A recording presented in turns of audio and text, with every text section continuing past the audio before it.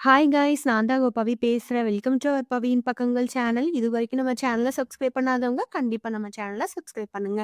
இன்னைக்கு நம்ம பார்க்க போற ஒரு ரெசிபி என்ன அப்படின்னா மட்டன் சுக்கா ஸ்டைல்ல மஷ்ரூம் வச்சு கொடமிளகா போட்டு ஒரு சுக்கா வந்து பண்ண போறோம். ஸோ அது எப்படி பண்ணலாங்கிறத பார்க்கலாம். அதுக்கு முதல்ல மஷ்ரூம், அப்புறம் பார்த்தீங்கன்னா கொடமிளகா, அதுக்கப்புறம் வெங்காயம் இது எல்லாத்தையுமே வந்து சதுரம் சதுரமா கட் பண்ணிக்கோங்க. ஸோ ரொம்ப குட்டி குட்டியா கட் பண்ண வேணாம். கொஞ்சம் ப்ராடாவே கட் பண்ணிக்கோங்க. ஸோ அப்பந்தான் வந்து மட்டன் பீஸ் மாதிரி நம்மளுக்கு கிடைக்கும். இப்போ பார்த்தீங்க அப்டின்னா வந்து நம்ம டிக்காவுக்கு பண்ணுவோம்ல, பன்னீர் டிக்காவுக்கு. ஸோ அந்த மாதிரி தான் வந்து நம்ம கொடமிளகாவையும், ஆனியனையும் கட் பண்ண போறோம். ஸோ அடுத்து வந்து நம்ம மசாலா ரெடி பண்ண போறோம். அதுக்கு 2 ஸ்பூன் தயிரு, 1 ஸ்பூன் மட்டன் மசாலா, 1 ஸ்பூன் வத்தப்பொடி. இப்போ வந்து உங்களுக்கு வந்து காரம் அதிகமா தேவை அப்டின்னா, நீங்க மட்டன் பொடி கூட அதிகமா யூஸ் பண்ணிக்கலாம். வத்தப்பொடி யூஸ் பண்ணிக்கலாம். இப்போ பார்த்தீங்கன்னா, கலருக்கு வேணும்னா நான் வந்து காஷ்மீர் பவுடர் வந்து போட்டிருக்கேன். ஸோ நீங்களும் கலருக்கு வேணும்னா காஷ்மீர் பவுடர் வந்து ஆட் பண்ணிக்கோங்க.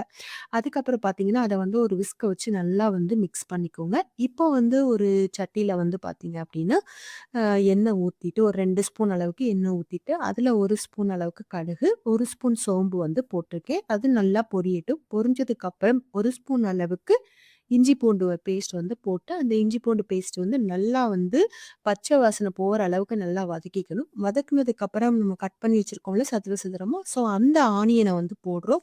ஸோ அந்த ஆனியன போட்டு கொஞ்சமா உப்பு போட்டு நல்லா வந்து கிளறிக்கோங்க. ரொம்ப வந்து கண்ணாடி பதம் அந்த மாரிலாம் தேவையில்ல. ஒரு பாதி வெந்தா போதும். கருக்கு கருக்குன்னு இருக்கணும். அதுக்கப்புறம் நம்ம கட் பண்ணி வச்சிருக்கிற கொடமிளகா இருக்குல்ல, ஸோ அதையும் ஆட் பண்ணிட்டு, அதையும் நல்லா வந்து வறுத்து எடுத்துக்கோங்க. ஸோ அதுவும் வந்து ரொம்ப வந்து குழையக்கூடாது. நம்ம சாப்பிடுறப்ப அந்த கருக்குங்கிற டேஸ்ட் வந்து இருக்கணும். ஸோ அந்த கன்சிஸ்டன்சி அளவுக்கு வதக்கிக்கோங்க. அதுக்கப்புறம் பார்த்தீங்கன்னா, மஷ்ரூம போட்டிருக்கோம்.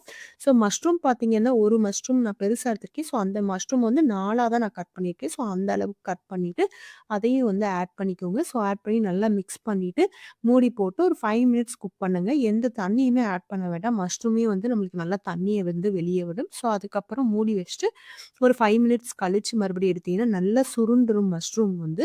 பாதி அளவுக்கு வந்துரும். அதுக்கப்புறம் நம்ம வந்து மிக்ஸ் பண்ணி வச்சுருக்கோம்ல, அந்த கர்ட ஆட் பண்ணிட்டு, அதுக்கப்புறம் அந்த கர்ட் ஆட் பண்ணதுக்கப்புறம் மூடி வச்சுருங்க. ஸோ மூடி வச்சுட்டு எடுத்தீங்க அப்டின்னா, நல்லா சுருண்டு சுக்கா எப்படி இருக்கும், அந்த மாரி கொஞ்சமா வந்துரும்.